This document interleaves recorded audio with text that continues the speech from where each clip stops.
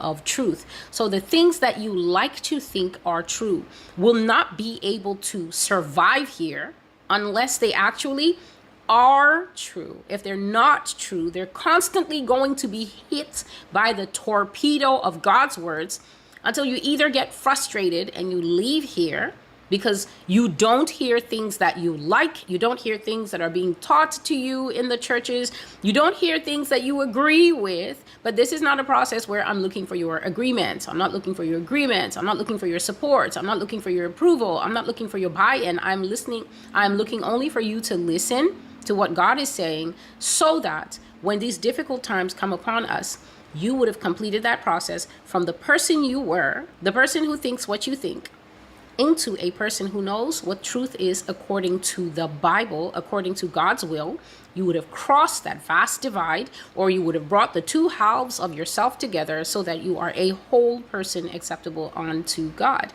So God is saying the process of Jesus Christ coming into a country, capturing the hearts of the people, making those people his people, and bringing them together as one glorious body of Christ, one righteous nation in the United States, has failed. Now, this is a shocking assertion, especially since America is known around the world as a Christian nation, primarily because she calls herself a Christian nation, and she has done it for so long and has done it so widely and has produced so many pastors, so much religious seafoam, that people around the world believe it. People around the world greatly believe that this country is a religious country, a faithful country, a God-loving country.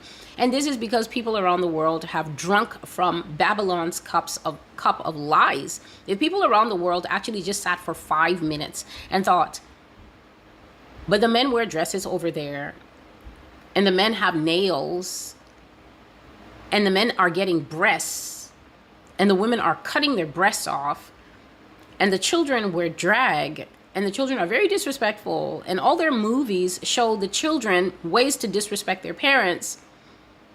In every American movie, when the parent says go to bed, the next scene is the child climbing out the window to have an adventure. And so an entire generations after generations are taught in this country that the word of your parents is not actually something to listen to, because as long as a wolf dog comes to the window and says, "Come with me, Timmy," little children are taught from a very young age to be disobedient. It's ingrained into the media that they consumed. And so by the time they're 5, they're 10, the parents say something, they counter with something. And then you add to that bad parenting, and you add to them these weird arcs that keep coming up in the society, like gentle parenting, and I don't want to quench his inner personhood, and things like that. And very soon you find a generation of people who don't honor older people, a generation of people who now actually go around punching older people, assaulting older people, raping older people. Where is all that coming from? Is Satan just sprinkling rebellion dust on America now? No, this is ingrained in the society. And so God is saying that he tried to cleanse the nation, which means